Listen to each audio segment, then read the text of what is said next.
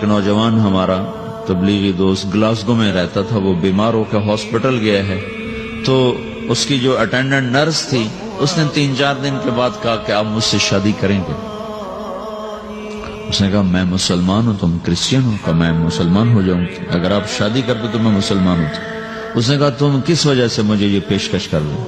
وہ کہنے کہ میں 3 دن سے تمہیں دیکھ رہی ہوں تو کہ تم نے ایک دفعہ بھی نظر اٹھا کے مجھے نہیں دیکھا، میں نرس ہوں، میری زندگی یہاں گزری ہے، میں نے کوئی نوجوان ایسا نہیں دیکھا جو لڑکی کو دیکھ کے نظر جھکا لیتا ہو، میں پہلی دفعہ اپنی زندگی میں کسی کو دیکھ رہی ہوں کہ جب اس کے سامنے میں آتی ہوں تو اس کی نظر جھک جاتی ہے، تو مجھے یقین ہو گیا تیرے اندر سچائی ہے۔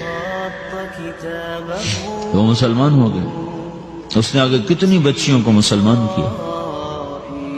پھر اشفاق احمد صاحب مرحوم تھے، یہ ڈرامہ رائٹر، ان سے اچھی سلام دعا تھی میری، تو ایک دن مجھ سے کہنے لگے کہ میں تبلیغ کے کام سے متاثر ہوا ہوں انگلینڈ جا کر، پاکستان میں نہیں انگلینڈ جا کر، تو میں ایڈنبرا میں پارک میں بیٹھا تھا، میری بیوی میرے ساتھ بیٹھی تھی، تو ایک جماعت آئی، انہوں نے آ کر اذان دی مغرب کی اور نماز پڑھی۔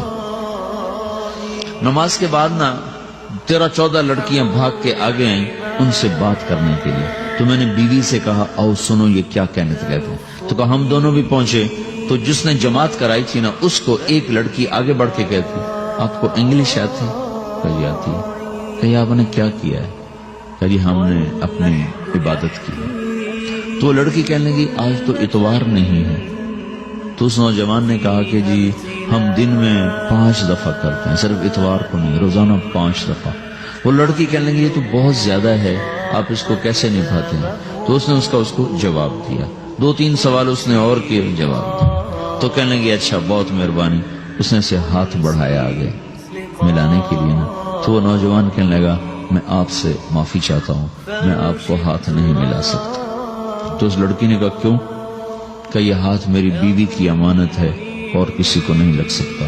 تو لڑکی کھڑی تھی، وہ زمین پہ گر گئی، صرف اس بہت وہ زمین پہ گر گئی، کھڑے کھڑے وہ زمین پہ گر گئی، اور وہ بچوں کی طرح رونے لگی پھوٹ پھوٹ کے، اور کہنے لگی وہ لڑکی کتنی خوش قسمت ہے جس کے تم خامد ہو، کاش یورپ کے مرد بھی ایسے ہی ہوتے۔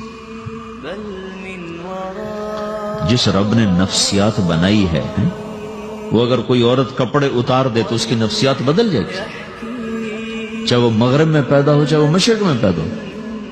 عورت کی نفسیاتی حیا ہے اور وفا ہے، کسی وفادار کی تلاش ہے، تو وہ اس کو پتہ بھی نہیں ہے کہ مشرق کا حیا کیا ہے، لیکن وہ اس کو اللہ نے عورت بنایا ہے، اس کے اندر کی وہ نہیں مر سکتی چیز۔ کاش یورپ کے مرد بھی ایسے ہوتے۔ اور آنسو پوچھتی ہوئی وہاں سے اٹھ کے چل دی۔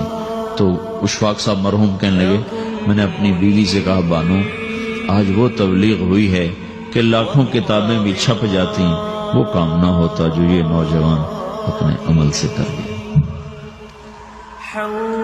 تو میرے عزیزو کٹی پتنگ نہ بنو، اپنی کٹی پتنگ کی منزل کوئی نہیں رہتی۔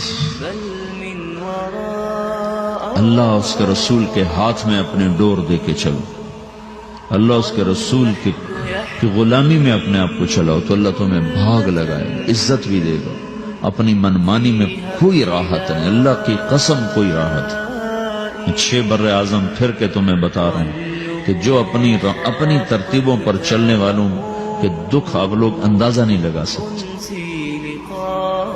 چلنا ہے تو اللہ اس کے رسول کی زندگی کو اپنا کے چلو، اللہ تمہاری دنیا بھی سکھ بری بنائے گا، آخرت بھی سکھ چین والی بنائے گا۔ لیکن یہ سیکھنا پڑے گا، سیکھنا پڑے گا۔ تبلیغ اس کو سیکھنے کی محنت ہے اور اس کو آگے پہنچانے کی محنت ہے۔